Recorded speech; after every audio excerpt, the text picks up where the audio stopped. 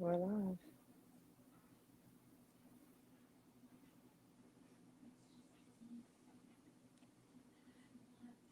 Hey, this is Mike Patton, and I'm with Mike's Main Event, and we have a very exciting show today. Fit Way with Mike's Way. We'll see you there.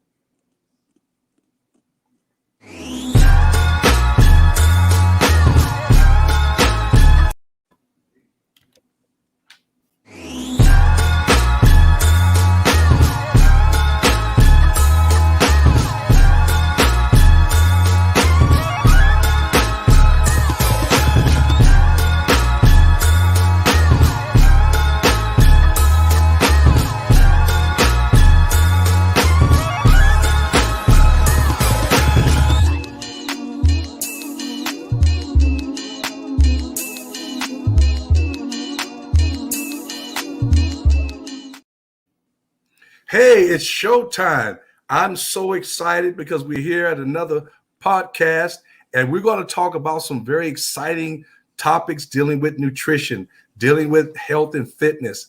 And I have two of my just best guests in the world that are here with me. I have Alexandra Palmer, and I have Brother Dennis Hopgood, and we're going to now break it to you. And we have now points, and now we're going to bring out so far as your health and exercise and all those things that you've always wanted to ask. Now we're live, and so we want you to tune in to Elevating Men on your YouTube or on your Facebook. And I mean, it's going to be exciting. So I'm going to welcome my two guests, my panel. They're not my guests, that's my family. Don, Brother Dennis, what's up, man? Good evening. How you doing? All right, Alexandra, how are you? Hi, I'm well. All right. Dennis, tell us a little bit about yourself. Well, as you a great intro, Mike. I'm a speed agility coach at Active Strength. Been doing it for about 3 to 4 years now. Currently working on my personal training certification. I work with the youth, and I love giving back to the community. All right, Alexandra, give us a little prompt of you. Hi, I'm Alexandra. I am a student athlete personal trainer. I do one-on-one training with student athletes here in Kansas City, Missouri. And I am just an advocate for families in Kansas City and those students out there in the metropolitan area. So Awesome. Well, we want to thank Elevating Men. The head CEO of that is A.J. Johnson, and we want to thank him so much for giving us the opportunity to now share what we do as our passion, share what we do as our livelihood, now elevating men and women towards now living a better, healthy life. We also want to thank Active Strength for the opportunity to train our clients there. What an awesome place. Brother Jesse Thomas and his wife. I mean, what a phenomenal team. We want to start off today, and we want to talk about some topics that's going to be really cool that I think, especially in the African-American community, we can all identify to, because all of us at some point in time, I mean, I can't say all, but most of us have grown up dealing with soul food. I mean, I've had soul food, and I know certain soul foods I don't like when we break down to chitlins or chitterlings, if you want to be proper about it. I just don't like chitlins. I don't like how they smell. I don't like how they look. And I mean, somebody tell me, why are still free African Americans that now are free to eat healthy would eat the guts of a pig? Why? Go. Simply put, because it tastes good, especially with hot sauce. So wait. Bag that thing up. Tell me how good a chitlin can taste when you eat the intestines of a pig. I mean, it's one of those things, Mike. It's hard to describe, but I mean, they don't smell good when you're preparing them in the house. You got to open the windows, the doors, attic fan, ceiling fan, all that stuff. But when you're consuming them, it's like heaven on earth. I'm the opposite. What? I do not like chitlins. I do Why? not like them. Why? They have the texture of them, the smell, the fact that it is an intestine. I just couldn't get past it to eat it. Mm, mm, mm. It's just not my thing. Well, you Never know, has been. that's African American cuisine. I mean, you know, you look at Yeah. Thanksgiving, you look at the beginning of the year, you know, New Year's Right. Day. Here comes this big old pot 2 or 3 days before, and mama's out there and grandmama's cleaning these intestines. I mean, tell us what runs through intestines. Feces. Feces. Poop. Yeah, we know what it is. Well, our audience may not know. I mean, just tell us what can having that type of bacteria, the type of toxic waste do to the body. It could be harmful. Yeah. Well, it's not just that too. Go ahead, Dennis. I mean, I feel like if they're properly cleaned, like, we should be all right, right? You know, Dude, you gotta clean them out. Okay. Oh my goodness. You're not gonna take me off my chitlins now. Man, come on, man. Nah. We're supposed to be health nuts, man. I'm not having a chitlin. We're not eating no chitlins. You have to tie me up in some type of corset or something like that and shove that with a spoon down while I was unconscious, man. Ain't nowhere in the world I'm gonna have. Ain't nowhere in the world, Dennis. I said it. That's the blueprint to feed Mike chitlins then. Oh man, it'll be more for you because I'll be in a carcass. I'll be in a casket or something. You put it in me. Ain't nowhere in the world, man. I'm gonna have no chilling. Well, you know, that's not the only type of soul food we have. We look at, you know, foods like rice and beans and fried chicken. Those are most noted. You know, are these foods really healthy? Give me the healthy versus the not healthy. Can soul food become healthy? Yes, in a way. I mean, you could, instead of sweet potatoes, you could have baked sweet potatoes without the brown sugar and the added butter and things like that. They could definitely be healthy. Instead of the fried chicken, we can do baked. Yep. There's an alternative to several different soul foods that are what we would call the healthier version of it. Absolutely. And to kind of piggyback off that, you know, I was, you know, reading a little bit about it, you know, and each family has a different variation of soul food. You know, I've learned that fried chicken wasn't something that was passed down. That's something that has been kind of created, you know, in modern times. So, yes, it could be healthy. We can just avoid some of the things that we cook it in, some of the gravies that we put on top of, you know, our main foods. And yeah, there's definitely healthy alternatives, and we can still keep the culture for sure. Yes. Well, I mean, it's like they have now this air fry, you know, that you can have for your chicken and things like that, right? But I mean, is it really feasible for someone to really want to do healthy foods when it comes down to soul food? I mean, is that feasible? Or do people just want to have that just down southern, back in the day, Mississippi, Atlanta, down south type, New Orleans type of food? You know, I mean, is it a taste or is it tradition? Which one is it? It's both.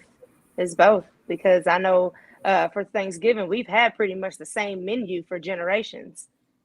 So it's something that has been repeated. So we're going to eat the same things that our folks ate. So that's kind of automatic, and it tastes good. You know, it tastes good. I would say, you know, I was sorry to cut you off, Alexander, but I would say, like, good. I think you can have the best of both worlds. I think it comes in moderation, right? I mean, should you have soul food twice a month? Probably not. But what if you just kind of narrowed it down to like the holidays, you know, the specific days like a Thanksgiving or the beginning of the year, where you can enjoy those meals and not have to, take the culture out of it? I think that's the biggest problem is, you know, we're having soul food every Friday, you know? Okay. Right. So, you know, maybe you don't have to change what it is and just, you know, cut it back some and you can still enjoy your culture. Yeah. Well, I know, and go ahead. No, I know back in my era, I mean, because of the age difference, you know, I look at most of my, or not all of my older people in my family, aunts, uncles, and so forth, have either died from diabetes, have died from heart attacks, or hypertension, as a result, not being able to do this on a moderate basis. Mm-hmm. And so once you get into it, I want to say to our listeners, if you guys can just type in if you have any questions, we would love to hear from you.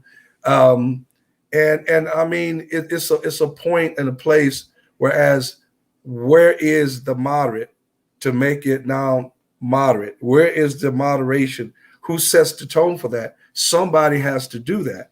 And if you look at a person that is used to doing this in more of a tradition, and they do it every week, it becomes habitual, because you know what happens? You not only have it all day, but there's a thing called leftovers. Mm-hmm. Have you ever had a leftover and you taking Yes. it to work, or you taking it for the next meal, and then you have some scraps left on? I mean, those are just some of the things that just happen. And I mean, because I mean, like gumbo and macaroni and cheese, Mm-hmm. hot water cornbread. I mean, you know, that's just the thing, you know. But what happens though is that, you know, somebody has to share with us the why and why not, the is and, you know, why you should not and the is not. Because this whole point of now food becomes like a high, it almost becomes like a drug, you know, and it's something that we want to slam the butter on. And so to our listeners, where can we find a happy medium, and how do we outline what moderation really means? We could find the medium where we have to ultimately make a decision, where we're basically forced to make a decision and forced to make a change. Okay, let me throw this in here now, where I am narrowing it down to not every Sunday eating our soul food meals, to just around the holidays, like Dennis said. So just finding that. And as far as an outline goes, we need to come up with a plan in order to do that. Mm-hmm. Dennis? Uh-oh, you muted. Kind of going, I just want to be curious. Going back to, you know, I mean, like I said before, as far as the whole moderation thing, I think it is possible. I mean, this is kind of off track, but I was kind of thinking, you know, since we've started this, just the education is what kind of brings all this to the forefront and what it does to our people, you know. And that makes me think twice about some of the things that I consume, because this, you know, our foods are having a huge impact on our life expectancy and the amount of us that are around. So I just think the educational piece and what we're doing now, making people aware of it, will help people choose to take this in moderation. Here's one point. Absolutely. And I know growing up, even right now, I'm a second and third helping person. How long should you wait between each meal, you think, to put in the second helping, so you won't now get overly bloated and get overly stuffed? How long should it take? How long should you take? I would say, in between each meal, I would say at least anywhere from 45 minutes to an hour. Alexandra? Absolutely. Especially if you're going to be not those heavy meals. Like if it's a 45 minutes to an hour, like not something heavy, but definitely those lighter meals. So. See, one key thing too, we want to make sure that we don't overload the plate when we eat so much at the one time. Correct. You know, and I was always taught to put the two fingers between each one of the things that you put on your plate, so you won't overload it, you know, and you eat it in moderation. So therefore, you may not have to wait 45 minutes, and maybe 20 minutes, maybe 30 minutes. But what we like to do is we like to pack everything that's on the platform that we have, the whole entree, and we like to put it on the plate, and we like to load it up, you know, and it looks so good, and it looks like so much that we have to consume. So it almost becomes psychological. I gotta try to eat all this food because I don't want to waste the food. Yeah. And you sit there like this, you sit there like this. You got the greens over here, you got the fat back over here, you got the chitlins over here, you got the cornbread over here. It's all mastered to the point where it's almost falling off the plate. Yeah. Okay. So what we want to do then is we want to take and now put it on the plate in moderation, and you're more apt now to consume and digest it better. Okay, Mm-hmm. so I think those are one of the things that we that we really want to be mindful of and cognizant of. Now, here's the next point: water. Why is water so important for my body? How much water should I drink? Water is very important uh, because it replenishes you. Um, we lose water There all it the is. time. We lose water all the time, so it's So how do we lose that we water? through sweating, through urine, things like that. So when we from that loss, we have to replenish it. So we should be drinking about 3 liters of water a How day. many ounces is 3 liters? I'm not sure. Well, it takes you It's have a about quart. It takes 32 ounces to make a half a gallon, mhm, 128 in order now to make a gallon. mhm, Right. Yeah, there we go. yeah. So 100 So there we ounces of are. water. Okay. Okay. Yeah. You know, the thing about it is for those that are listening, water is so important because now it helps aid into what you do when you now digest your foods. And it's a Mhm, place where now it helps you to sweat, helps you to urinate, helps you to have bowel movements. Those are very, very important to your digestive mhm, system. Helps you mhm, urinate, have bowel movements, and helps you to sweat. Mm-hmm. Okay. And sweating now is very much of a good detox because it opens up and comes through the pores and allows your mhm, skin to become healthy, especially when you're working out. You want to make sure that you stay hydrated. And sweat helps to regulate the body's temperature. You know, Mm-hmm. while you're exercising, while you're getting warm, you need to replenish the lost fluids that you're losing through the body. Now, here's a point. Can drinking water help you lose weight? Yes. Why? Well, it helps you shed some of that waste. Um, helps you flush your body, and then too, it aids as far as like you said with your workout. You Mhm. know, as far as regulating your body temperature and keeping you in a comfortable state so that you don't overheat. Because I know if I don't drink water, um, you can get hot, you get hotter quicker, and then that tends to deter you from actually finishing the workout, which is defeating the whole point of working out. You want to complete, the process. So um, I think one of the biggest things for me is it helps your body flush that unnecessary waste. Mhm. Alexandra? Uh, yes, I agree with Dennis. It helps your body become regular and Mhm. regulate your balance inside. Mhm. Um, yeah, that water it's good. And to be honest with you, a lot of people beg to differ. Gatorade is not a thirst quencher. Mhm. Water is a thirst quencher. That's the Mhm. number one Mhm. thing. Um, so we got to get that. We got to get that water in us.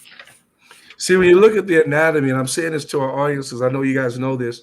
We have what we call a kidney, okay? Uh huh. And the kidney now has what they call a Bowman's capsule and a glomerulus. And this is the anatomy now that attached to that long little string called the loop of Henle. Now, inside of that glomerulus and that Bowman's capsule is where the body detoxes all the waste now and it comes through the fluids. Okay, Mhm. because we don't want to end up with cirrhosis of the liver, or we don't want to end up with some type of infection dealing with kidney disease because of the fact of us putting in soda pop and liquor and soda pop and liquor, and then there's a buildup. Then around the walls, it's now building up a toxic type of waste. Now that becomes very infectious, and you end up with a disease. And so what it does, it pushes it out through the urethra to the urinary tract. And understand this: your urine should look like recycled water. If there's a smell to it, if there's a film that you have in it and it's dark, Mhm. you're ending up Mhm. with now a kidney stone or something Mhm. now that could be now very toxic.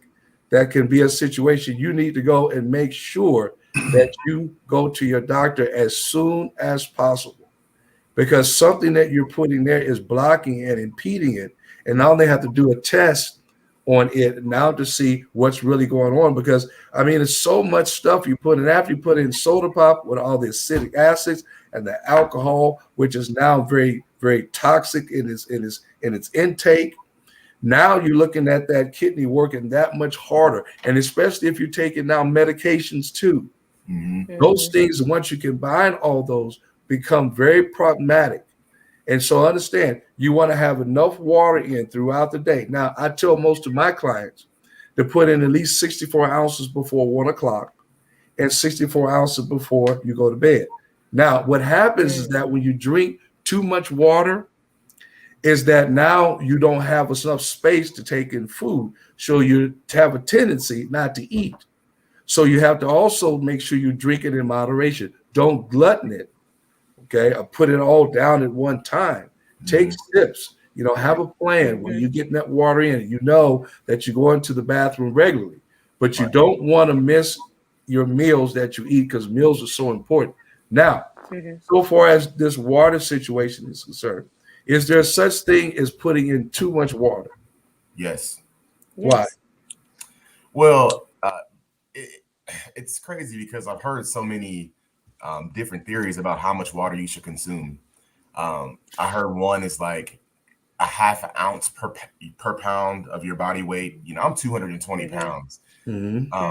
That's 110 ounces of water in a day. I would not sleep at night if I drank that much water. I think you have to experiment with yourself. I found that about 85 ounces of water for me is good, or else I'm up 6 times a night trying to use the restroom. It looks clear, but sleep is important too, right? You got to make sure you get enough sleep. So, I would say to people who are watching, you got to experiment with yourself. There's bottles you can buy that tell you like, hey, drink me till 12, drink me till 2, drink me till 4, and it keeps you on track. But you just got to do what's good for you, so that you're not frequently urinating, or it's interrupting your work day, or more importantly, interrupting your sleep. Okay. Anyone, Alex? I agree with Dennis. I know for me, I would rather get all of my water in during the day, just all day long. So when it is time for me to sleep, I'm not up and down, but still. And I also started out slow when I was drinking water, because my favorite drink other than water is lemonade. I love lemonade, just original lemonade.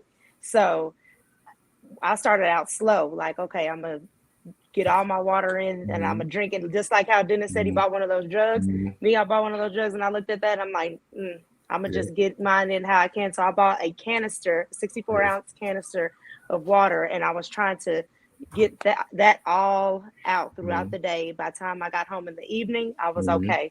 So just getting that water in when you can, even if you do start out slow and reach your goal, is still important. You see, that's a point that goes along with it, and I agree with you guys so much. But let's look at this other part too. There's some things we need to keep in our body, like sodium, hyponatremia. Hyponatremia is a situation that happens when now you put too much water in the body, because now it moves out sodium. So what that could that do? That makes me feel nauseated. I start to maybe vomit, have characteristics of fatigue, being disoriented, drowsy, have muscle weakness, muscle fatigue, headaches, loss of appetite, confusion, restlessness, dizziness. All these types of things can happen. So we have to make sure that we don't overload it. I know in bodybuilding, that last maybe a week, we end up putting in with a diuretic too. We ended up putting in, to get the body real lean, probably about 2.5 gallons of water a day for about 4 days, which is very unhealthy, but that's what bodybuilders do, so that they can move out all the subcutaneous water. And subcutaneous just means right up under down the skin. So now we can look like very, very grainy, that grainy type of look. But we got to understand too that, you can overdo something trying to get to a place where your body can't handle it. And so normally in bodybuilding and fitness and all the other wellness and the classic figure and fitness competitions and all that, that's for that day, for that show. You cannot get to a point where now you're taking in so much water that it takes the point of food. We can't put in too much water right now. We're overloading the body system, because you need sodium. Without sodium, you'll do what? You end up cramping, right? You'll feel lethargic. You'll feel tired, nauseated. I've seen people even vomit. Vomit, yeah, throw up, regurgitate of that. So that's so very important. And lastly, I want to look at this situation so far as people working out. We talked about the soul food. We talked about the water. We know that is so important. And I say, if you really want to get rid of the belly fat, listen to what I'm saying. Stay away from a lot of pop, almost any pop, and stay away from yeast that is in beer. If beer has yeast, if you put yeast inside or bread inside of an oven, what does it do? It rises. It happens right there in your stomach and in women in your butt, hips, and thighs. Okay. So here's the last one. On a person, and I'm gonna go to Alexander. When you're training a female, what are some of the areas that you think that women need the most? I know it depends upon the person, but in your mind, what would be the very first thing that you would target when it comes to a female's body? The core and the legs. The core and the legs will be the two main targets, and then upper body after that. Okay. But those are the two main ones: that core and that those legs. Be specific. Why would it be the core and why would it be the legs, butt, hips, and thighs? Because women are tending to hold most of their weight there. So if you're wanting to get to a healthier stage, that's somewhere where you want to start, and then trickle and spread out from there, the core, and then out to those other body parts. Explain to our listeners, what is the core? What does that consist of? What part of anatomy is that? That is right up under the breastplate, which is your sternum, and your lower abdomen, where women hold their babies. Okay. Yeah, yes. That's true. How about the lower back area? Is that part of your core? No, the lower back that's your lower back. Well, in a way, but yeah. But they kind of go hand in hand. But the core is there. They do go hand. Yeah. They go hand in hand. Right. They do go hand in hand. But that's not, what I was trying to get at. But yeah. Okay, got you. Okay, Brother Dennis. Yes. Where would be, say, a man or female, male or female? Let's just say males. Where would be the place where you would want to maybe work on that person when you first see them? What is the first focus that person? Let's give a scenario. A person comes in and they're about 80 pounds overweight. Okay. I'm going to get this back to you, Alexander. And they're about 80 pounds overweight, 60 pounds overweight. And they have a big, large rear end, thighs, or they have a extended belly, but they have the flabby arms, sagging chest. What would be one of your focuses, Dennis, as to what they should first exercise to do? And they're exercising to do what and why? Well, I'm going to talk a little bit because I think I would rather speak more toward my expertise, as I probably deal with more with our littler generation, our youth, and sprinters, and developing linear and lateral speed. I'm in the process now of getting my certification. So let me speak to what I know best. Okay. So how about a kid? How about a kid that's like that? If a kid's overweight. So with anything, I work with little people who come in overweight, some that are not. But my first area of focus for any kid, and it's kind of like what Alexander said, is going to be the core, because your core is going to be the main part of your body that is going to provide you stabilization. It's going to provide you the ability to be efficient. It's going to provide you the ability to be able to run long faster. It's really the first thing to becoming a faster runner. So of course, that's going to consist of your obliques, your abs, your glutes, hip flexors. That's the area that upper legs. That's the area that I'm going to work on first. And then from there, it's just natural to start. Everything else kind of comes together once you get that nucleus, that center point. everything else kind of just ties into it. So the first place that I start is going to be the core, because that's where a lot of your speed and power is going to be generated from. A lot of people don't know that. Okay. When a person comes in and they're small, does it automatically? Do you automatically believe, or we should think that they have a good core because they don't have a lot of belly fat in front of them? Does that signify? Does that designate, the conversation where they're small, so their core is already in shape or together? What does it tell may us? not be. They may not have they might not have a big stomach or, something like that, but that doesn't guarantee that their core is strong. Okay. What that looks like is just based on their physical appearance, and sometimes their genetic makeup. Not everybody has the same body build. So yeah, looking at something like that, it does not guarantee. Absolutely, they can get there, yes, but it does not guarantee that they have strength within their core. Okay. So here's my point. You talk about conditioning. What does conditioning mean? Performance and endurance. You condition the body to perform a certain way. Okay.